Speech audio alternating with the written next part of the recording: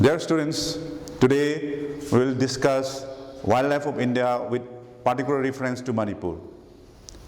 I know this is not an interesting topic, but it's very important as long as you are in this planet. So listen carefully, otherwise you will put up in jail as Salman Khan for hunting an antelope. In dictionary, the meaning of wildlife is defined as the undomesticated plant or animals which grows or live in an area without being introduced by human being. Wildlife is found in all ecosystems, that is in deserts, forests, rainforests, plains, grasslands, and other areas. If we have to discuss wildlife in India, we have to discuss in three phases, since it has passed three phases in its association with man. First is mythological phase, that is before 18th century. Second is exploitation phase, that is in the period between middle part of 18th century and Wildlife Protection Act 1972. Third is conservation phase, that is the period after Wildlife Protection Act 1972. In the first phase, that is in the mythological phase, man had a great bonding with the nature art. And in the second phase, that is in the exploitation phase, there was mass hunting and killing of wild animals, and it increases after the invention of bow rifles and all. And in the third phase, there is conservation phase. Conservation started after it reached a critical stage of extinction of plants and animals. Let me remind you that formation of Earth took place about 4.6 billion years ago, and formation of single cells took place about 3 billion years ago, and formation of dinosaurs took place around 300 million years ago, and formation of mammals also took place around 200 million years ago. Seeing this data, what you feel? All the living beings on this planet are not formed so easily as we thought. It takes billions of years, but some people did mass hunting and killing mercilessly during the exploitation phase. Let us see some of the examples. F.B. Simon, author of Sports in Eastern Bengal, kills 500 to 600 tigers. Maharaja Nripendranath Narayan of Cooch Behar kills around 300 tigers, 208 rhinoceros, 324 deers.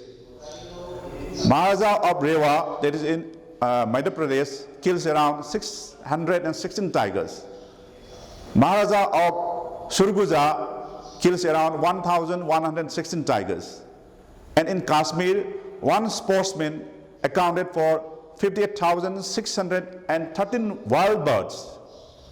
And even in Manipur, Maharaja Chandrakitri of Manipur kills around 322 tigers. And again, Colonel Pollock of Assam, he was a military engineer, kills one rhino, one buffalo almost every day before breakfast. And S.S.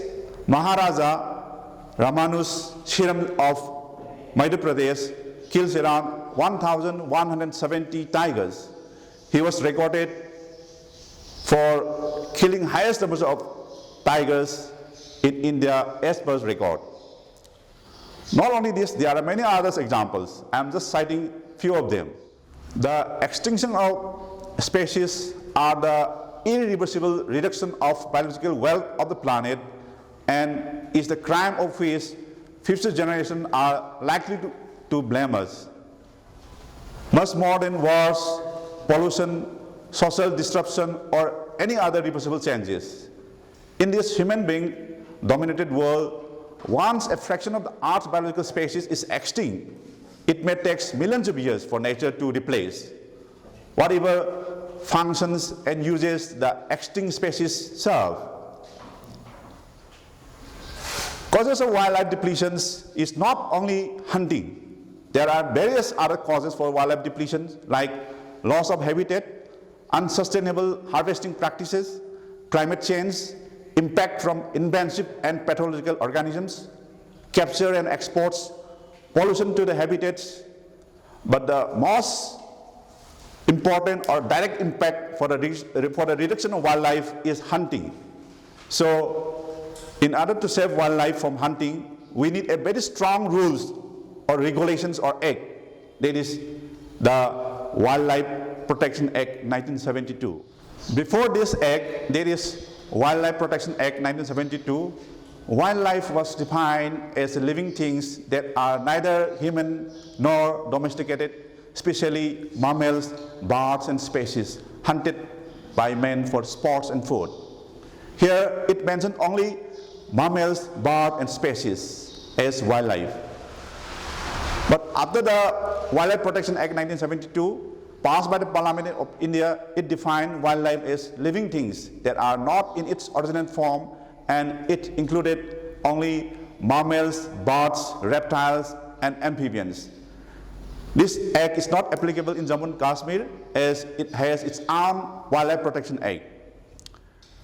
This time it includes mammals, birds, reptiles and amphibians. Fishes was deleted in this act. The Wildlife Protection Act 1972 was amended many times.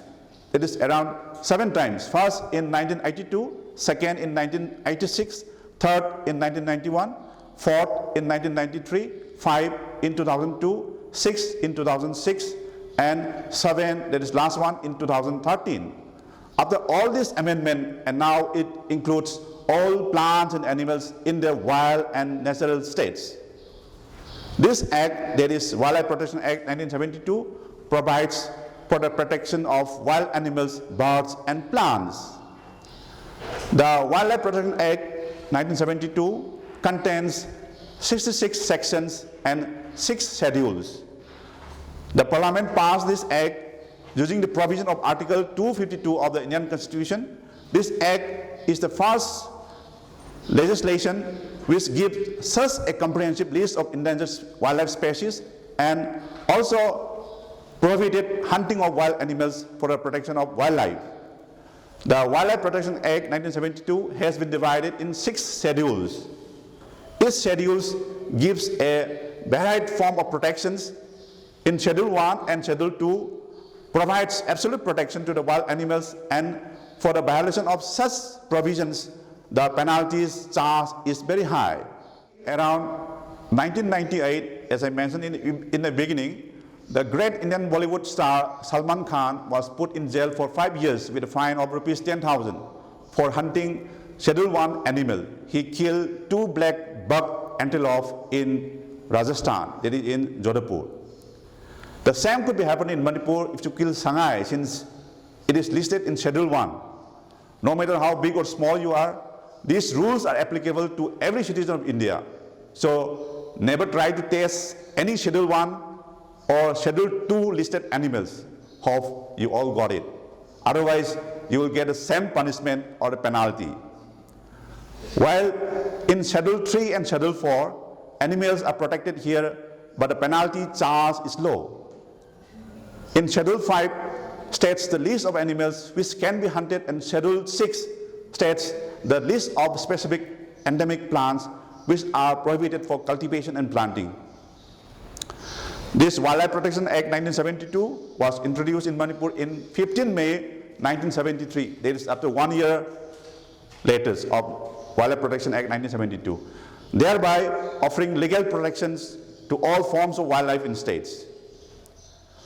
When we study all the 66 sections of this act, it is very lengthy and confusing. So it is simplified and categorized into 7 chapters. So coming to the chapters, in Chapter 1, it contains short titles and definitions. In Chapter 2, it deals with authorities under the Act. In Chapter 3, it deals with the hunting of wild animals. In Chapter number 4, provides for declaration of sanctuaries, national parks and closed areas. In Chapter 4A, deals with the Central Zoo Authority and recognition of zoos. And in Chapter 5, deals with trade or commerce in wild animals, animal articles and trophies. In Chapter 5A, it deals with the prohibition of trade or commerce in trophies, animal articles, etc. In chapter 6, it deals which relate to prevention and detection of offenses. In chapter 6a, it deals with 4 features of property derived from illegal hunting and trades. In chapter 7, it contains miscellaneous provision. Okay, now for example, if anyone tease or injure an animal in a zoo intentionally and you want to complain to the authority, which section you will apply? How will you know the sections? Because there are many sections there, 66 sections. What you will do? Will you go through all the lengthy 66 sections, or the easy way, that is the 7 chapters? Always we go for the shortcuts, right? That is through chapters only. Now you have to go to chapter number 4a, that is which deals with the Central Zoo Authority and recognition of zoo. And you will find section 38J, prohibition of teasing, etc. in a zoo. Don't go the lengthy process, okay? What does this section 38J says? This section states that no person shall injure, feed, molest, or cause disturbance to the wild animals in the zoo, or shall not litter the ground or the areas of the zoo. You are not allowed to throw things here and there inside the zoo. You should put in a proper place or in the dustbins. And again in section 51 it says that any person who contravenes the provision of section 38J shall be punishable with imprisonment for the term which may extend to 6 months, or with fine which may extend to 2,000 rupees, or with both, provided that in the case of second or subsequent offense, the terms or imprisonment may extend to 1 year, or with fine which may extend to 5,000 rupees. So like that, we can easily go through the 7 chapters and then the related sections thereby. Now, when we come in the context of Manipur regarding wildlife, we have very rich flora and fauna, maybe due to its location and climatic factors, but also of good governance, I should say. We were having Manipur game rules in 1916, before Manipur merged into India. You see how these Manipur game rules were drafted well ahead of 56 years from Indian Wildlife Protection Act 1972. And it's so beautiful that it tells you when or where to be hunted. If you go through all the contents, and it's very surprising. Do you have any idea who introduced these game rules in Manipur? It's Maharaja Surachand, husband of Queen Dhanamanjari Devi, introduced these game rules in Manipur. This Maharaja and Queen is very much attached with our Dhanamanjari University. Here I will show you one of my favorite photo collections of our lovely king and queens in their happy mood. DM College, now Dhanamanjari University, was established on 6 August 1946 with a generous donation of rupees 10,000 by our Queen Dhanamanjari Devi. So you should not forget our Maharaja Surachand and Maharani Dhanamanjari as long as you are in this Dhanamanjari University. Let us see some of the important points of draft rules for the state of Manipur. I will give you, or I will read out only the resolution number 5, and in resolution number 5 it has 10 points. In point number 1, fishing with dynamite or poison is absolutely forbidden. Fishing in the hill streams with drag nets or buns, or by cast nets in conjunction with the falling of water by throwing in earth or other means is forbidden. In point number 3, no Manipuri may fish in hill streams without a permit from the president of the Darbar.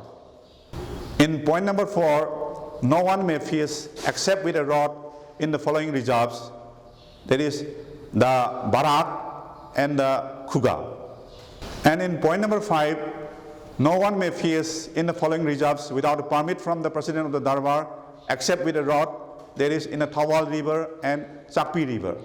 And in point number 6, no deer of any kind are to be killed in the valley without a permit from the President of the Darbar.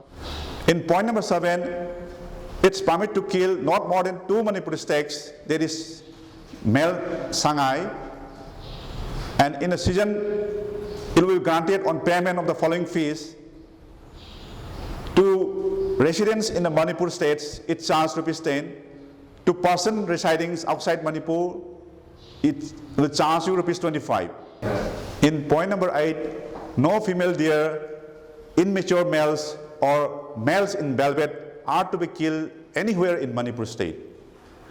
Close seasons are prescribed for the following birds, that is spot-billed, cotton-tails, whistling teals, petrels, quails, from 1st April to 31st August of every year. And all the egrets of all kinds are not allowed to kill whole throughout the year. And in point number 10, no one may travel in egret feathers or be in possession of this except with a permit from the President of Darbar. If you don't obey these rules, penalties are there. For the first offense, a fine not exceeding ₹100. For the second and subsequent offenses, imprisonment up to 6 months or a fine or board. And for the second or subsequent offenses of trading or being in possession of these egret feathers, the accused will be liable to expulsion from the state. The guns, spears, trap, fishing instrument, etc. used by any person transgressing these rules will be liable to confiscations. Rewards are given for giving informations. A reward of ₹25 will be paid for information leading to conviction. As we all know, orders of a king is more powerful than the act or laws of the Indian constitutions. During these periods, rules are strictly followed, not like the present government. Apart from the context of India and Manipur, United Nations also observe World Wildlife Day on 3rd March every year. It was first proposed by Thailand in 68th session of United Nations General Assembly to celebrate and raise awareness of the world flora and fauna. The themes are different every year. This year, that is 2020, the themes was sustaining all life on earth, encompassing all wild animals and plant species as key components of the world biodiversity. Hope you all enjoy it. For any queries, you can go to the link given below. Thank you.